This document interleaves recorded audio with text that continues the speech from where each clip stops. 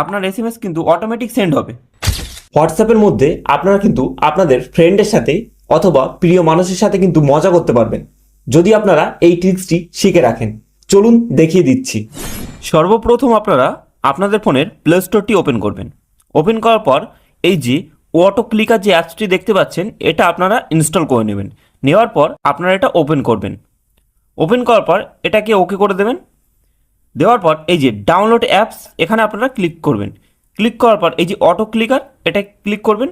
Click করার পর এই যে অটো ক্লিকার এটা আপনারা অন করে দেবেন, অ্যালাউ করে দেবেন, দিলে এটা অন হয়ে যাবে। ব্যাকে আসবেন আপনারা। ব্যাকে আসার পর এই যে ইনাবেল এখানে আপনারা ক্লিক করবেন। ক্লিক করলেই কিন্তু আপনার সাইটে এই যে দেখতে পাচ্ছেন এটা অন হয়ে যাবে। আপনারা ব্যাকে আসবেন। এবার আপনারা হোয়াটসঅ্যাপে যাবেন। হোয়াটসঅ্যাপে আসার পর আপনারা যার সাথে এই মজাটি করতে চাচ্ছেন তার প্রোফাইলে চলে যাবেন। যাওয়ার পর এখানে আপনারা মেসেজের এখানে ক্লিক করবেন। ক্লিক করলে এখানে দেখুন এই যে প্লাস আইকন দেখতে পাচ্ছেন, এই প্লাস আইকনে এখানে আপনারা ক্লিক করবেন। ক্লিক করলে এই যে এক চলে আসলো। এটাকে আপনি যে মেসেজটি টাইপ করতে চাচ্ছেন সেই মেসেজটি এখানে লিখে নেবেন। আমি একটা হাই লিখছি, তো আমি ফার্স্টটাকে হাইয়ের এখানে দিয়ে দিচ্ছি। সেকেন্ড আবার একটা প্লাস করবেন, সেকেন্ড চলে আসলো, ঠিক আছে, সেকেন্ড হয়ে গেল। আর থার্ড একটা নিয়ে নিলাম, 3 নম্বর এখানে এই যে সেন্ড মেসেজের এখানে দিয়ে দিতে হবে, ঠিক আছে, 3 নম্বরটা দেওয়ার পরে আপনারা যেই ওপরে এই যে এই আইকনটিতে ক্লিক করবেন, অটোমেটিকলি কিন্তু আপনার এসএমএস সেন্ড হতে থাকবে।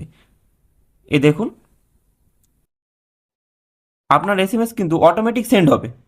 আপনি যতক্ষণ না এটাকে বন্ধ করবেন ততক্ষণ কিন্তু এটা বন্ধ হবে না, এটা কিন্তু অটোমেটিকলি সেন্ড হতেই থাকবে মেসেজটি। এখানে আপনারা ক্লিক করবেন, এটা কিন্তু বন্ধ হয়ে যাবে। এটাকে ডিসেবল করার জন্য আপনার কিন্তু পুনরায় যে অ্যাপসটি ইনস্টল করেছেন সেই অ্যাপসে কিন্তু আবার যেতে হবে। অ্যাপসটি ওপেন করে নেবেন। নেওয়ার পর এই যে ডিসেবল এখানে ক্লিক করবেন, আপনার কিন্তু এটা ডিসেবল হয়ে যাবে। আবার ট্রাই করতে চাইলে এখান থেকে কিন্তু ইনেবল করে নেবেন, আবার কিন্তু ট্রাই করতে পারবেন। আশা করি আপনারা বুঝতে পেরেছেন। যদি আমার ভিডিওটি ভালো লেগে থাকে অবশ্যই চ্যানেলটিকে সাবস্ক্রাইব করবেন এবং পাশে থাকা বেল নোটিফিকেশনটাকে অন করে রাখবেন। আপনারা যারা ফেসবুক থেকে দেখছেন অবশ্যই চ্যানেলটিকে ফলো করে পাশে থাকবেন। ধন্যবাদ।